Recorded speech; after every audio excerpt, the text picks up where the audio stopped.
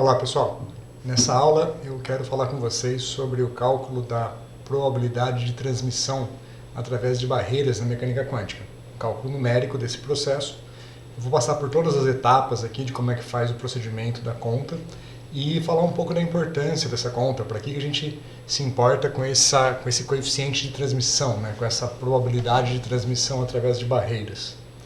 Esse assunto é algo que vocês já devem ter visto no curso de mecânica quântica, curso de quântica básica, ou até mesmo em física moderna. Você tem aqui então um potencial, que é uma barreira, e você tem uma situação que você tem uma onda incidente, uma onda refletida e uma onda transmitida. Dentro da barreira você tem ondas evanescentes. E você quer saber qual é a probabilidade de uma onda incidente ser transmitida. Esse mesmo tipo de física você viu já também lá no curso de eletromagnetismo, fazendo o cálculo da lei de Snell, né? A probabilidade de transmissão e de reflexão em ondas com incidência normal e incidência oblíqua. A matemática por detrás é exatamente a mesma, né? Equações de ondas através de uma interface. Então o problema é esse daqui, o nosso objetivo é calcular essa probabilidade de transmissão, que eu vou chamar de T de E, e o gráfico dela a gente vai ver alguma coisa assim, né? A transmissão como função da energia tem certos picos de ressonância em algumas situações e para altas energias tende a 1, probabilidade 1, quando a sua energia está muito acima da energia da barreira. Um pouco de motivação para isso vocês podem ler no livro do Tipler de Física Moderna, na versão em português é o capítulo 6.6, que ele vai falar desse problema da transmissão e problemas relacionados. Em particular, ele vai chegar a mencionar o problema do diodo túnel ressonante, que é esse daqui. Na minha busca aqui por imagens bonitinhas, eu achei esse paper recente. Esse link aqui é o link de um texto de divulgação, mas lá dentro tem o link do paper também, onde eu tirei essas figuras aqui, maio de 2020, falando sobre dispositivos eletrônicos, né, diodos, para performance 5G. Então, esse grupo do qual eles estão falando desenvolveu esse diodo túnel ressonante com nitreto de galho, se não me engano, é GaN, que é nitreto de galho, com barreiras de nitreto de alumínio. Então a estrutura basicamente é uma dupla barreira, como está nessa figura aqui. Veja que a estrutura é mais complexa do que simplesmente uma barreirinha quadrada, né? Então você tem aqui potenciais piezoelétricos, toda uma estrutura de interação elétron-elétron que dá origem ao formato desse potencial, mais as voltagens que você aplica no material vai mudando um pouco a cara disso. Mas basicamente você tem essa dupla barreira aqui e estados ressonantes na dupla barreira que quando você vai aplicando voltagem dá origem a essa curva de corrente contra voltagem que tem esse pico, esse formato de pico. Isso aqui a gente chama de resistência diferencial negativa, porque quando você aumenta a voltagem a corrente cai ao invés de aumentar. Então isso aqui é uma resistência negativa. Esse tipo de dispositivo ele é muito útil para eletrônica, microeletrônica em geral, para você fazer sistemas ressonantes, para você fazer sistemas de amplificação e osciladores de alta frequência. Em particular, aqui eles falam da tecnologia 5G, porque esse dispositivo opera em frequências acima de terahertz. Ele permite você criar osciladores na escala de terahertz, que são fundamentais para transmissão de informação, para análise de informação em alta velocidade, tá? Também em alta largura de banda. Bom, essa é a motivação do porquê construir isso. Então veja que nesse dispositivo semicondutor, o nosso material por onde o elétron passa, tá? O elétron ele é transmitido na direção Z aqui, basicamente. O material é GaN e as barreiras são regiões onde o material muda para AlN, né? Nitreto de alumínio. Isso dá origem a essa estrutura de dupla barreira. A gente vai estudar basicamente uma estrutura mais simples, mais semelhante a essa daqui. Bom, então imaginem que a gente vai descrever o nosso potencial, desenhei um potencial qualquer aqui, uma espécie de tripla barreira em verde, que é um potencial, um modelo simples unidimensional, como função da posição, um V de x, e a região de interesse vai de 0 a L, x igual a 0 até x igual a L. Vamos assumir que para x negativo o potencial é constante, e para x positivo está meio torto aqui, mas assume que é constante também. E aí a gente vai pegar esse potencial, vamos discretizar em n pontos, e dentro de cada região é como se o potencial fosse constante. Então a gente chama isso de potencial constante por partes, ou piecewise. Então para cada ponto no potencial ele é uma constante. Basicamente a mesma aproximação que a gente usa para falar de integrais numéricas, regra do trapézio, regra do retângulo e assim por diante, certo? Bom, então a nossa discretização vai ser tal que eu vou definir o meu xn discreto como sendo n vezes ΔX. ΔX é o intervalo entre os pontos, naturalmente. E o x de e não é o L, naturalmente, aqui pela nossa descrição. E o nosso L, o nosso n vai de 0, que dá x0, até x e não, que dá o L aqui. Bom, vamos dar um zoom num único bloco aqui, vamos chamar esse bloco de região N, onde, né, para um certo eninho aqui. Então eu vou pegar como potencial desta região, o potencial na região central dele. Tá? Então para a região N, a região N vai de xn até xn mais 1, e o potencial nessa região eu vou definir como potencial no ponto central, entre xn e xn mais 1. Ok? Bom, então para cada uma dessas regiões a gente vai assumir que o potencial é constante e vale Vn. Então a nossa equação diferencial, nossa equação de Schrödinger fica com essa cara. Aqui a gente vai assumir que a energia é um valor dado, então a gente não quer a energia, né? A nossa energia é um contínuo, é um parâmetro do meu potencial. E a solução dessa equação passa a ser uma solução de uma equação diferencial de segunda ordem qualquer. Lá em Física 2 vocês viram que a solução são cossenos e senos ou exponenciais complexas. Então aqui a gente vai assumir a forma da exponencial complexa. Então o psi da região n como função de x é um coeficiente an vezes a exponencial complexa mais o bn vezes o complexo conjugado da mesma exponencial. Né? As duas soluções típicas desse tipo de equação. Lembrando que essa solução aqui, o domínio dela, o x, está no domínio entre xn e xn mais 1 apenas. Tá? Então ela só vale nesta região n.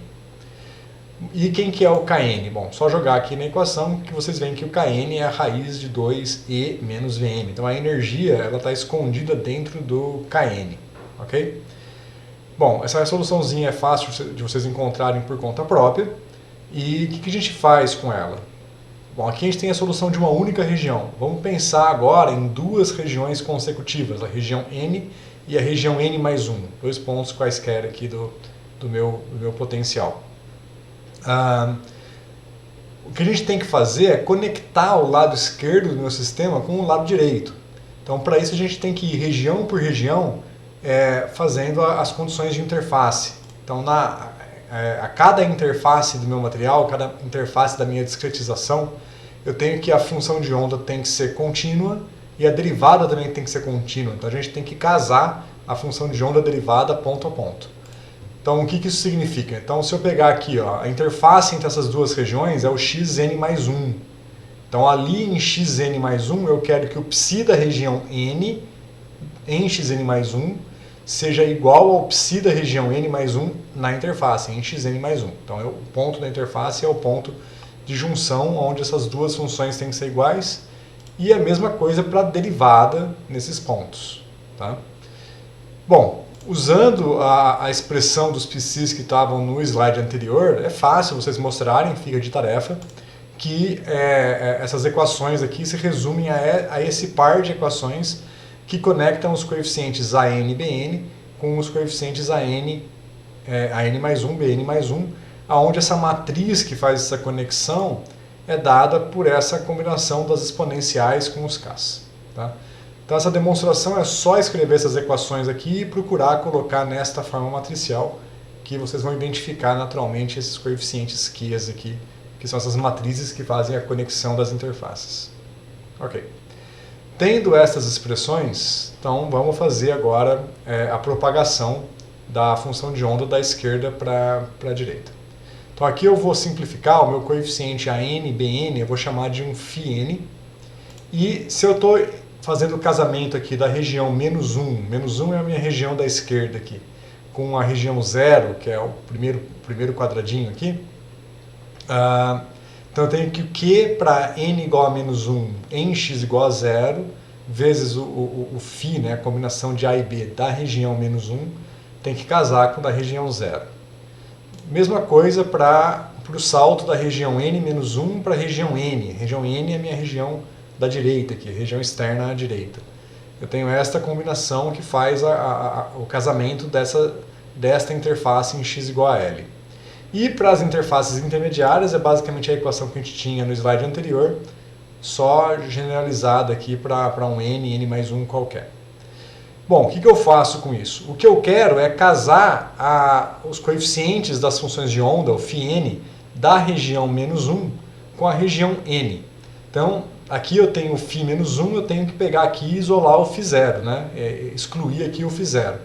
Para isso, eu coloco n igual a 0 nesta equação, passo esse q dividindo, né? Aplico a inversa desse q para lá, e fico com φ0 igual tal combinação que vai envolver aqui o φ1, e jogo aqui o φ0. Aí eu vou ficar com uma combinação que vai terminar em φ1. Aí eu faço a mesma coisa, ponho n igual a 1, isolo o φ1 aqui e jogo nessa equação.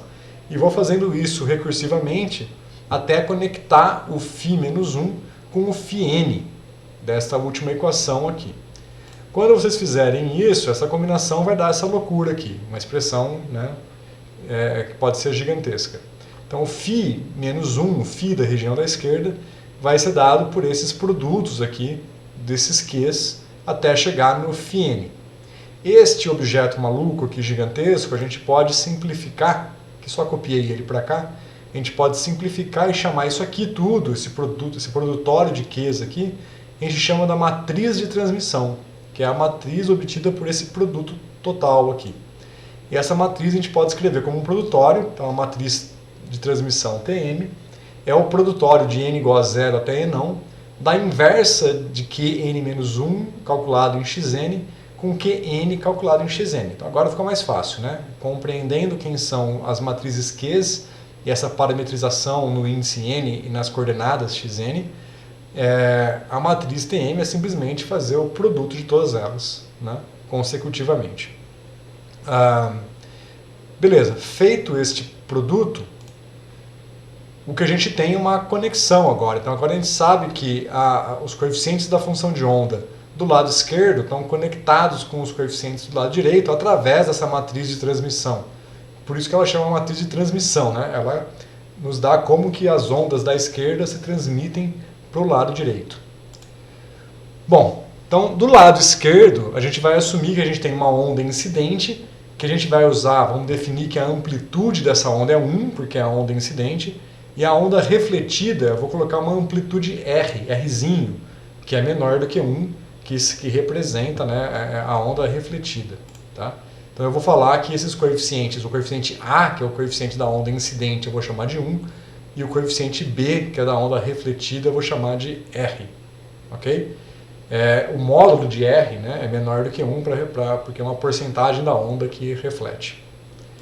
E do lado direito eu tenho a onda transmitida. Então eu só tenho um coeficiente T, de novo, o módulo de T é menor do que 1, porque representa a transmissão, uma probabilidade que foi transmitida, e não tem onda refletida direita. Então a probabilidade, né, o coeficiente de reflexão é 0, porque uma vez que a onda chegou aqui, esse potencial é uniforme daqui em diante, então ela caminha e não volta mais. Então a reflexão aqui é 0 do lado direito. Beleza, então com esses objetos aqui, eu consigo pegar esses φs, jogar nesta equação aqui, lembrando que esse T é uma matriz, e aí eu isolo, né, multiplico aqui a primeira linha pela primeira coluna, e eu consigo ver que eu consigo isolar esse coeficiente T, e esse Tzinho, né, o coeficiente de transmissão, vai ser 1 sobre o elemento 1 da matriz de transmissão. Tá? Elemento 1 aqui em notação matemática mesmo. Tá? Não, se eu for trabalhar isso em Python, seria o elemento 00, por exemplo. Em C também seria o 00, em Fortran seria o elemento 1 mesmo. Né? Bom, ok. Dito isso, então a gente tem aqui, a gente vai interpretar esse Tzinho, esse coeficiente T, o módulo ao quadrado dele, vai ser a nossa probabilidade de transmissão. E eu vou tentar explicar como, por que o T quadrado é a transmissão nos próximos 2 slides. Então a primeira coisa que a gente tem que lembrar é quem é o nosso operador corrente, porque estamos falando de uma transmissão, então naturalmente estamos pensando em uma corrente sendo transmitida através desse material. Então lá no curso de quântica você deve ter visto que o operador de transmissão é dado por o operador de densidade de corrente é dado por esta expressão, né? Complexo conjugado de psi, gradiente de psi, menos gradiente do complexo de psi vezes psi. E lembrando que a nossa solução, né, nosso psi em cada região é dado por essa expressão. E aí vamos nos atentar ao que acontece do lado esquerdo e do lado direito da nossa amostra. Então, do lado esquerdo, o nosso AN é 1 e o nosso B é R, que a gente tinha visto no slide anterior. O lado esquerdo é o N igual a menos 1. Né? Então, se eu pegar este psi e jogar nesta expressão aqui, a gente tira que o nosso operador de densidade de corrente na direção x, que o nosso modelo é unidimensional, né? Fica EH barra sobre M, K da região menos 1, 1 menos módulo de R ao quadrado, né? O coeficiente R aqui da onda da esquerda. Do lado direito é mais simples, porque o coeficiente A é tzinho e o coeficiente B é 0. Né? Então a nossa função de onda fica com essa cara apenas. E a expressão para a densidade de corrente fica EH barra sobre M, Kn, da região E não, vezes o módulo de T ao quadrado. Agora, o que entra tem que sair, né? Então a corrente que está entrando no meu material tem que sair. Então esse Jx da esquerda tem que ser igual ao Jx da direita, cancela as constantes e a gente chega nesta relação da conservação de correntes. Né? K menos 1, 1 menos R ao quadrado tem que ser igual a KNT ao quadrado. Se eu tiver uma voltagem aplicada no meu material, o K menos 1 não vai ser igual ao Kn. Agora, para voltagens bem pequenas ou para perto de voltagem zero, muito provavelmente eu vou estar numa situação que o K menos 1 é igual ao Kn. Nessa situação, cancelo os Ks aqui e eu consigo rearranjar os meus coeficientes nessa forma. O módulo de R ao quadrado mais o módulo de T ao quadrado igual a 1, que representa uma conservação. Né? A probabilidade de reflexão mais a probabilidade de transmissão tem que ser 1. Ok? Então essa aqui é a conservação de corrente quando eu não tenho voltagem aplicada. Isso daqui é quando eu tenho voltagem aplicada.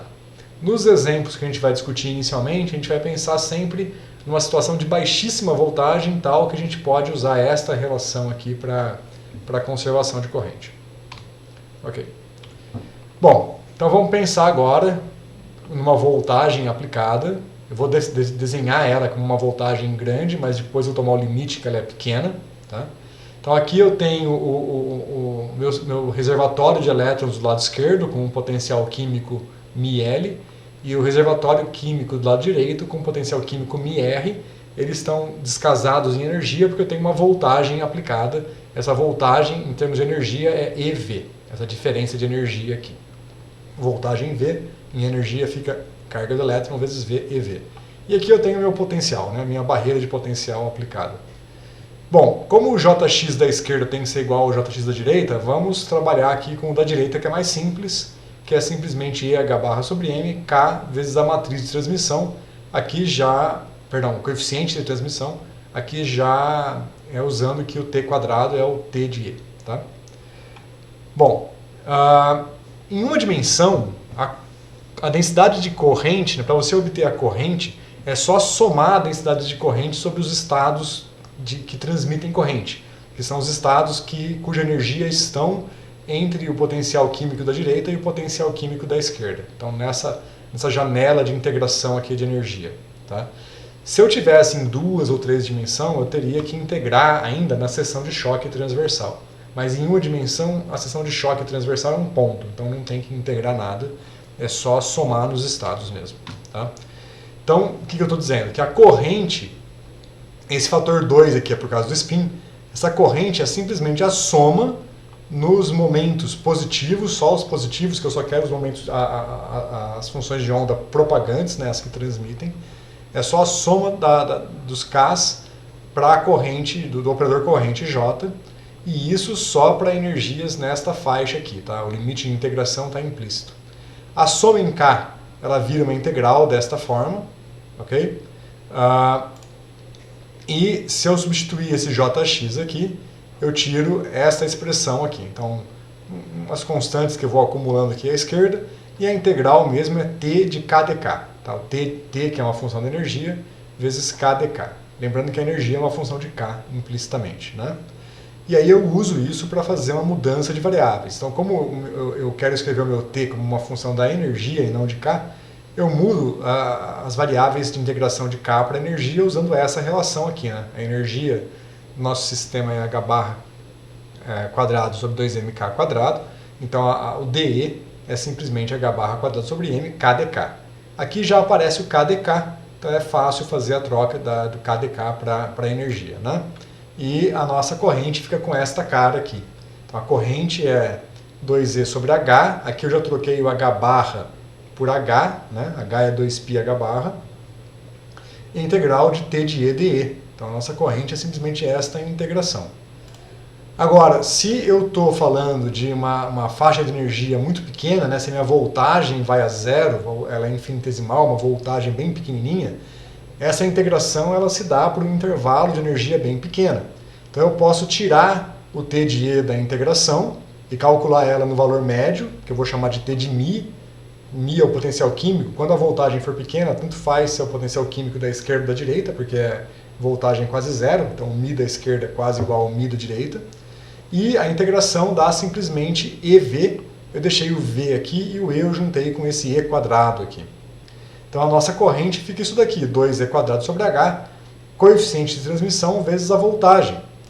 Agora veja, a gente está acostumado a falar da lei de Ohm na forma V igual a RI, mas se eu inverter ela, o I é GV, onde esse G é a condutância, em vez da resistência. Tá? Então a gente vê aqui, ó, I igual a uma grandeza vezes V. Então essa grandeza que sobra é a condutância. Então a condutância é 2e quadrado sobre h vezes a nosso coeficiente de transmissão. Tá? E essa constante que aparece na frente, 2e quadrado sobre h, é chamada de G0, que é o quantum de condutância. E o valor dele é 7,7 vezes 10 a menos 5 Siemens. Siemens é 1 sobre Ohm, né? Basicamente. Se eu inverter isso aqui, se vocês quiserem unidades de resistência, né, a inversa do G0 dá algo da ordem aí de 13 kΩ. Então esse é o nosso quantum de condutância. Tá?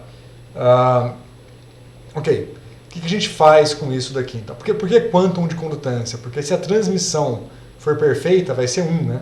Probabilidade máxima de transmissão é transmissão 1 para cada canal, para cada sistema condutor. Né? Então a condutância perfeita nos dá o quantum de condutância, que é este valor aqui. Okay? Bom, então essa é a física do problema, essa é a brincadeira que a gente vai implementar. E agora o que vai ficar para você implementar? Então um primeiro exercício para a gente discutir é trabalhar, colocar uma barreira dupla. Aqui eu coloquei duas gaussianas, mas se vocês quiserem pode ser duas barreiras quadradas, que aí fica bem mais simples o problema.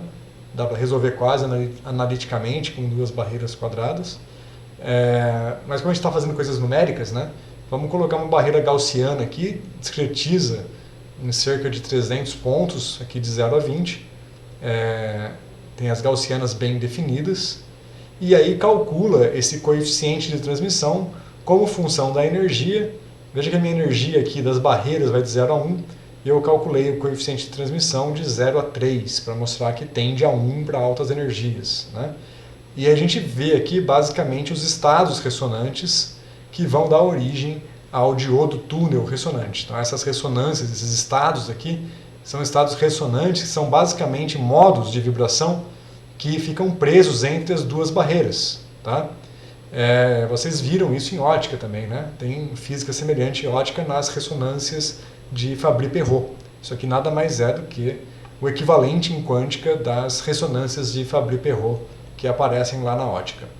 E a matemática também é quase a mesma. Tá? Aqui é a equação de Schrödinger, lá é a equação de onda, equações de Maxwell, mas a matemática por detrás é exatamente a mesma. Então, o nosso primeiro objetivo é calcular este cara aqui, ó. Desenhar essa dupla barreira gaussiana e obter este gráfico para o coeficiente de transmissão como função da energia. Okay? Depois que a gente conseguir isso daqui, a gente pode discutir como aplicar uma voltagem e calcular a corrente como função da voltagem e ver de fato aquela estrutura da resistência diferencial negativa. Beleza, gente? Então, essa é a tarefa da próxima semana. E então, na próxima aula, a gente discute detalhes de como implementar isso no computador, e em linguagem Python, linguagem C, a que vocês preferirem. E ao longo da semana a gente vai desenvolvendo e discutindo para tirar dúvidas. Beleza? Por hoje é só. Qualquer dúvida, me procurem.